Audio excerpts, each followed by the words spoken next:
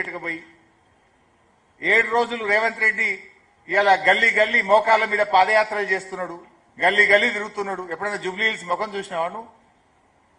ఇవాళ సినీ కార్మికులను ఆ రోజు సినిమా యాక్టర్లను జైళ్లలో పెట్టిన నువ్వు ఇవాళ సినీ కార్మికుల దగ్గరికి పోయి వంగి వంగి దండాలు పెడుతున్నావు. ఇట్లా చెప్పుకుంటూ పోతే ఇవన్నీ ఎవరి వల్ల జరుగుతున్నాయి? ప్రధాన ప్రతిపక్షంగా బీఆర్ఎస్ ఒత్తిడి వల్ల, బీఆర్ఎస్ గెలుస్తుందనే భయం వల్ల ఇవాళ నీకు ఇవన్నీ జరుగుతా ఉన్నాయి. 2 సంవత్సరాలు ఇవేవి నీకెందుకు గుర్తుకు రాలే? 2 ఏళ్లలో నువ్వు మైనార్టీలకు ఎందుకు మంత్రి పదవి ఇవ్వలే? ఎన్టీఆర్ స్టాచ్యూ బీఆర్ఎస్ ఎన్నో పెట్టింది. 70 అడుగుల ఎన్టీఆర్ స్టాచ్యూను ఖమ్మంలో పెట్టాం, కూకట్పల్లిలో పెట్టాం, బాన్స్వాడలో పెట్టాం, ఎన్నో చోట్ల బీఆర్ఎస్ పార్టీ పెట్టింది. ఇవాళ రేవంత్ రెడ్డికి ఎన్టీఆర్ గుర్తొస్తుంది. మరి 2 ఏళ్లకి ఎడమైనావు నాయన? జూబ్లీ హిల్స్ ఎన్నికలు వస్తే గుర్తొచ్చింది అది నీకు. మైనార్టీలు గుర్తొస్తారు, ఎన్టీఆర్ గుర్తొస్తాడు, పీజేఆర్ గుర్తొస్తాడు. మరి ఆ పీజేఆర్ కొడుకు ఎందుకు టికెట్ ఇవ్వలేను? నువ్వే కదా పీసీసీ ప్రెసిడెంట్. నిజంగా నీకు అంత ప్రేమ ఉంటే పీజేఆర్ కొడుకు ఎందుకు టికెట్ ఇవ్వలే? ఇవాళ పీజేఆర్ మీద నీకు ప్రేమ గుర్తొస్తుందా? పీజేఆర్ కు మంత్రి పదవి ఇవ్వకపోవడం వల్ల, కాంగ్రెస్ యొక్క అరాచకం వల్ల ఆ రోజు పీజేఆర్ చనిపోయింది గుండాకి. ఇవాళ నువ్వు పీజేఆర్ మీద ప్రేమ వలకపోస్తున్నావు.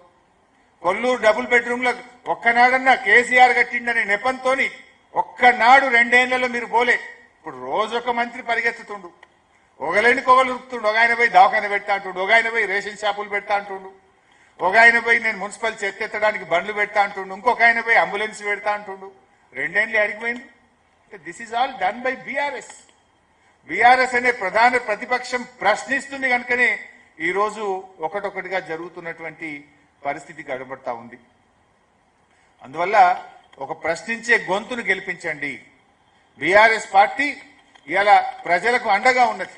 నువ్వు మూసీ పేరిట పేదల ఇళ్లు కూలుస్తా అంటే ఆ ప్రజలు తెలంగాణ భవన్కి వచ్చి తమ బాధలు చెప్పుకుంటే బీఆర్ఎస్ పార్టీ కేటీఆర్ గారు మా శాసనసభ్యులు అందరం పోయి బుల్డోజర్లకు అడ్డంగా నిలబడి ఇవాళ హైదర్ షా కోట గాని మూసీ కూల్చివేతలను అడ్డుగా నిలబడ్డది, అడ్డుకున్నది, ఆపింది బీఆర్ఎస్ ప్రభుత్వం.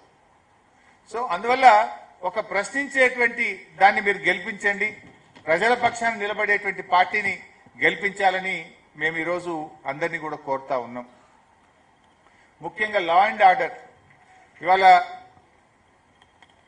కేసీఆర్ గారి హయాంలో హైదరాబాద్ లో అద్భుతమైన పాలన జరిగింది. శాంతి భద్రతలకు కేర్ ఆఫ్ గా తెలంగాణ రాష్ట్రం నిలిచింది. దేశంలోనే అవార్డులు అందుకున్నది బీఆర్ఎస్ ప్రభుత్వం. 10 లక్షల సీసీ కెమెరాలు పెట్టాం, కొత్త పోలీస్ వాహనాలు అందించాం.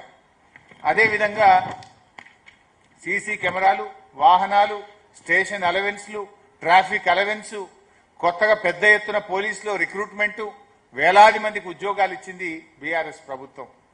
కానీ ఇలా రేవంత్ రెడ్డి వచ్చిన తర్వాత పోలీసులకు టీఏ బిల్లులు వస్తలేవు, సరెండర్ లీవ్ పైసలు వస్తలేవు, పోలీస్ స్టేషన్ అలవెన్స్ బంద్ అయిపోయింది, వాహనాల్లో డీజిల్ పోయడానికి డబ్బులు విడుదల కాని పరిస్థితి. మొత్తం కూడా ఇలా లా అండ్ ఆర్డర్ కుప్పగూలిపోయినటువంటి పరిస్థితి. నిన్ననో మొన్ననో మీరందరూ కూడా చూశారు, హైదరాబాద్ లో జగద్గిరి గుట్టలో నడి రోడ్డు మీద ఒక యువకుడిని కత్తితో పొడిచి చంపినటువంటి పరిస్థితులు మనం చూసాం. ఎంత హృదయ విదారకరమైనటువంటి దృశ్యాలు మనం చూస్తా ఉన్నాం. అంటే ఇవాళ రేవంత్ పాలనలో గన్ కల్చర్ మీరు కూడా చూస్తున్నారు. పట్టబగలు తుపాకులతో కాల్చివేతలు. ఎక్కడి నుంచి వస్తున్నాయి ఈ తుపాకులు? కేసీఆర్ గారేమో అగ్రికల్చర్ పెంచితే రేవంత్ రెడ్డి గన్ కల్చర్ పెంచుతా ఉన్నాడు. మర్డర్లు పెరిగినాయి, మానభంగాలు పెరిగినాయి. ఇది నేను ఉత్తగా చెప్తలేను, రాజకీయంగా చెప్తలేను. ఇది అఫీషియల్ గా పోలీస్ క్రైమ్ రికార్డ్ రిపోర్ట్ నుంచి చెప్తున్నా. ఈ సంవత్సరం ఈ జనవరి నుంచి ఇప్పుడు నవంబర్ ఈ 9-10 నెలల్లో దాదాపు 189 మర్డర్లు జరిగినాయి. ఇందులో 88 మర్డర్లు నడి రోడ్డు మీద పట్టపగలు మర్డర్లు జరుగుతూ ఉన్నాయి. ఇలా హైదరాబాద్ లో 1700 కిడ్నాప్లు, 123 రేప్ కేసులు, 1051 రాబరీస్, 6411 దొంగతనాలు. అంటే ఇట్లా ఈ ఇయర్లో, ఈ ఫైనాన్షియల్ ఇయర్లో 2025 సంవత్సరంలో 12% మహిళల పట్ల నేరాలు పెరిగినాయి. గత ఏడాదితో పోలిస్తే అత్యాచారాలు 28% పెరిగాయి, కిడ్నాప్లు 26% పెరిగాయి. హైదరాబాద్ లో 41%, సైబరాబాద్ లో 60% క్రైమ్ రేట్ పెరిగింది. ఓవరాల్ గా తెలంగాణలో 22% క్రైమ్ రేట్ పెరిగింది. మరి ఈయననే హోంమంత్రి, ఈయననే ముఖ్యమంత్రి, ఈయనదే కదా బాధ్యత. నీ పాలనలో వృద్ధి జరిగింది, నీ పాలనలో ఏదైనా డెవలప్ అయిందంటే క్రైమ్ రేట్ డెవలప్ అయింది, క్రైమ్ రేట్ పెరిగింది తప్ప నా జీఎస్టీ పెరగలే, నా సేల్స్ ట్యాక్స్ పెరగలే, నా రెవెన్యూ పెరగలే, హెల్త్ ఇండెక్స్ పెరగలే. పెరిగిందేమని ఉంది రేవంత్ పాలనలో అంటే హత్యలు పెరిగినాయి, అత్యాచారాలు పెరిగినాయి, మానభంగాలు పెరిగినాయి, మర్డర్లు పెరిగినాయి, రేపులు పెరిగినాయి తప్ప ఇంకా వేరే ఏం పెరగలే. దానికి రేవంత్ రెడ్డి గొప్పగా చెప్తాడు.